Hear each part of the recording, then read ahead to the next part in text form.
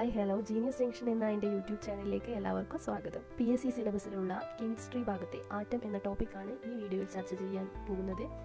അപ്പോൾ വീഡിയോയിലേക്ക് പോകാം. ഒന്നുകൂടി എല്ലാവർക്കും വീഡിയോയിലേക്ക് സ്വാഗതം.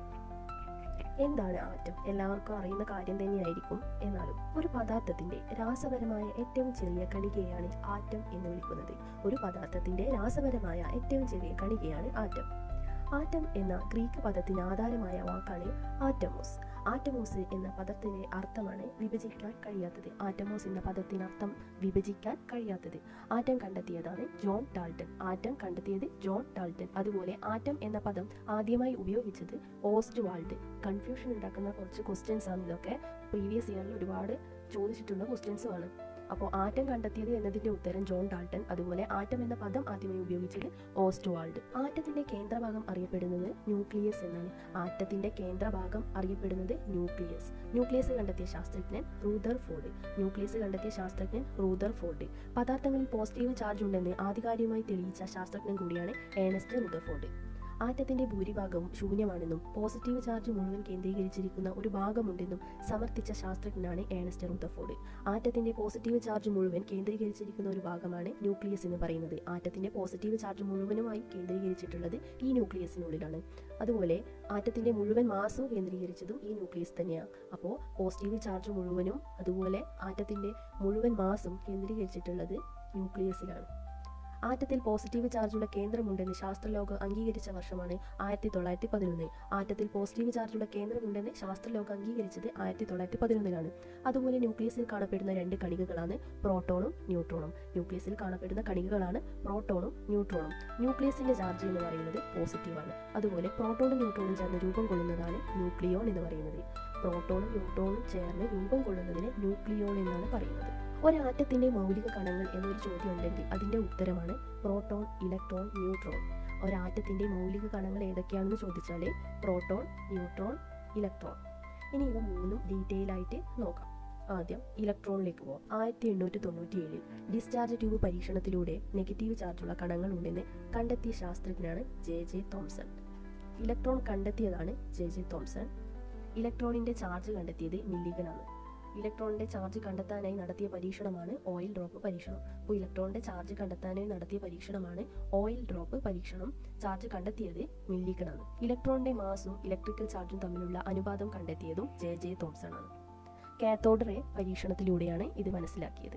ഇലക്ട്രോണിന്റെ ദ്വൈത സ്വഭാവം മുന്നോട്ട് വെച്ചത് ലൂയിസ് ഡി ബ്രോഗ്ലി ആണ്. ഫ്രഞ്ച് ഭൗതിക ശാസ്ത്രജ്ഞനാണ് ഇദ്ദേഹം. ഇലക്ട്രോണിന്റെ ദ്വൈത സ്വഭാവം മുന്നോട്ട് വെച്ചത് ലൂയിസ് ഡി ബ്രോഗ്ലി. ഇലക്ട്രോൺ എന്ന വാക്ക് ആദ്യമായി ഉപയോഗിച്ചത് ജോർജ് ജോൺ സ്റ്റോൺസ്റ്റോയ് ആണ് ആദ്യമായിട്ട് ഇലക്ട്രോൺ എന്ന വാക്ക് ഉപയോഗിച്ചത്. ആറ്റം എന്ന പദം ആദ്യമായി ഉപയോഗിച്ചത് ആരാണ്? ഓസ്റ്റ്വാൾഡ്. കുറച്ച് മുന്നേ പറഞ്ഞിട്ടുള്ളതാണ്. ഇനി ഇലക്ട്രോണിനെ കുറിച്ച് കുറച്ച് പോയിന്റ് കൂടി നോക്കിയിട്ട് ഇലക്ട്രോൺ കംപ്ലീറ്റ് ചെയ്യുക. ആറ്റത്തിലെ നെഗറ്റീവ് ചാർജുള്ള കണം ഇലക്ട്രോൺ. ലോഹങ്ങളുടെ ചാലകത നിർണ്ണയിക്കുന്നത് ഇലക്ട്രോൺ ആണ്. ഒരു പദാർത്ഥത്തിന്റെ രാസസ്വഭാവം നിർണ്ണയിക്കുന്നതും ഇലക്ട്രോൺ. ഒരാറ്റത്തിൽ ചലിക്കുന്ന കണങ്ങൾ എന്നറിയപ്പെടുന്നതും ഇലക്ട്രോണാണ്. അപ്പോൾ ഈ പറഞ്ഞിട്ടുള്ളതൊക്കെ ഇലക്ട്രോണിനെ കുറിച്ചിട്ടാണ്. ഒന്നുകൂടി പറയാം. ആറ്റത്തിലെ നെഗറ്റീവ് ചാർജുള്ള കണം, ലോഹങ്ങളുടെ ചാലകത നിർണ്ണയിക്കുന്നത്, ഒരു പദാർത്ഥത്തിലെ രാസസ്വഭാവം നിർണ്ണയിക്കുന്നത്, അതുപോലെ ഒരാറ്റത്തിലെ ചലിക്കുന്ന കണങ്ങൾ. ഇപ്പോൾ പറഞ്ഞിട്ടുള്ളതിൻ്റെ എല്ലാം ഉത്തരം ഒന്നേ ഉള്ളൂ, ഇലക്ട്രോൺ എന്നാണ്. ഇനി അടുത്ത ഭാഗത്തേക്ക് പോകാം. പ്രോട്ടോൺ. 1886 ഡിസ്ചാർജ് ട്യൂബ് പരീക്ഷണത്തിലൂടെ പദാർത്ഥങ്ങളിൽ പോസിറ്റീവ് ചാർജുള്ള കണങ്ങളുടെ സാന്നിധ്യം പ്രവചിച്ച ശാസ്ത്രജ്ഞനാണ് ഗോൾഡ്സ്റ്റീൻ എന്നാണ് അദ്ദേഹത്തിന്റെ പേര്. പ്രോട്ടോൺ കണ്ടെത്തിയത് ഏണസ്റ്റ് റൂദർഫോർഡ് ആണ് പ്രോട്ടോൺ കണ്ടെത്തിയത്. ഏണസ്റ്റ് റൂദർഫോർഡ് തന്നെയാണ് ന്യൂക്ലിയസ്, അതായത് ആറ്റത്തിന്റെ കേന്ദ്രഭാഗം എന്നറിയപ്പെടുന്ന ന്യൂക്ലിയസ് കണ്ടെത്തിയതും ഏണസ്റ്റ് റൂദർഫോർഡ് തന്നെയാണ്. ആറ്റത്തിലെ പോസിറ്റീവ് ചാർജുള്ള കണമാണ് പ്രോട്ടോൺ എന്നറിയപ്പെടുന്നത്. ഒരാറ്റത്തിന്റെ ഐഡന്റിറ്റി കാർഡ്, അതുപോലെ ഫിംഗർ പ്രിന്റ് എന്നെല്ലാം അറിയപ്പെടുന്നതാണ് ഈ പ്രോട്ടോൺ. ഒരാറ്റത്തിന്റെ ഐഡന്റിറ്റി കാർഡ്, അതുപോലെ ഫിംഗർ പ്രിന്റ് എന്നെല്ലാം അറിയപ്പെടുന്നത് പ്രോട്ടോൺ ആണ്. ഒരാറ്റം ഏതാണ് എന്ന് തീരുമാനിക്കുന്നത് അതിനുള്ളിലെ പ്രോട്ടോണുകളുടെ എണ്ണമാണ്. ഒരാറ്റം ഏതാണ് എന്ന് തീരുമാനിക്കുന്നത് അതിലുള്ള പ്രോട്ടോണുകളുടെ എണ്ണമാണ്. ഒരാറ്റത്തിലെ പ്രോട്ടോണുകളുടെയും ഇലക്ട്രോണുകളുടെയും എണ്ണം എപ്പോഴും തുല്യമായിരിക്കും. ഒരാറ്റത്തിലെ പ്രോട്ടോണുകളുടെയും ഇലക്ട്രോണുകളുടെയും എണ്ണം എന്ന് പറയുന്നത് തുല്യമായിരിക്കും. അപ്പോൾ ഇത്രയാണ് പ്രോട്ടോണെ കുറിച്ച്. ഇനി പറയാൻ പോകുന്നതാണ് ന്യൂട്രോൺ കണ്ടെത്തിയത് ജെയിംസ് ചാഡ്വിക് ആണ്. ആറ്റത്തിലെ ചാർജില്ലാത്ത ഒരു കണം എന്ന് പറയുന്നത് അത് ന്യൂട്രോൺ ആണ്. 1932 ആറ്റത്തിനുള്ളിൽ ചാർജില്ലാത്ത കണമായ ന്യൂട്രോൺ ഉണ്ടെന്ന് ശാസ്ത്രീയമായി തെളിയിച്ച ശാസ്ത്രജ്ഞനാണ് ജെയിംസ് ചാഡ്വിക്. ബെറിലിയത്തിന്റെ നേർത്ത തകിടിൽ എക്സ്റേ കിരണങ്ങളെ ശക്തമായി ഇടിപ്പിച്ചാണ് ഇവയെ കണ്ടെത്തിയത്. അപ്പോൾ ജെയിംസ് ചാഡ്വിക് ആണ് ന്യൂട്രോൺ കണ്ടെത്തിയത്. ന്യൂട്രോണിന്റെ പ്രത്യേകത എന്ന് പറയുന്നത് ആറ്റത്തിലെ ചാർജ് ഇല്ലാത്ത ഒരു കണമാണ്. ആറ്റത്തിൽ ഏറ്റവും ഭാരം കൂടിയ മൗലിക കണം കൂടിയാണ് ന്യൂട്രോൺ. അപ്പോൾ ആറ്റത്തിലെ മൗലിക കണങ്ങൾ എന്ന് പറഞ്ഞത് 3 എണ്ണമാണ്: ഇലക്ട്രോൺ, പ്രോട്ടോൺ, ന്യൂട്രോൺ. അപ്പോൾ ഇവ മൂന്നും വെച്ച് നോക്കുകയാണെങ്കിൽ ഏറ്റവും കൂടുതൽ ഭാരമുള്ള മൗലിക കണം എന്ന് പറയുന്നത് ന്യൂട്രോൺ ആണ്. ന്യൂക്ലിയസിൽ ന്യൂട്രോൺ ഇല്ലാത്ത ഒരു മൂലകമുണ്ട്, അതാണ് ഹൈഡ്രജൻ. ന്യൂക്ലിയസിൽ ന്യൂട്രോൺ ഇല്ലാത്ത ഏക മൂലകം ഹൈഡ്രജൻ.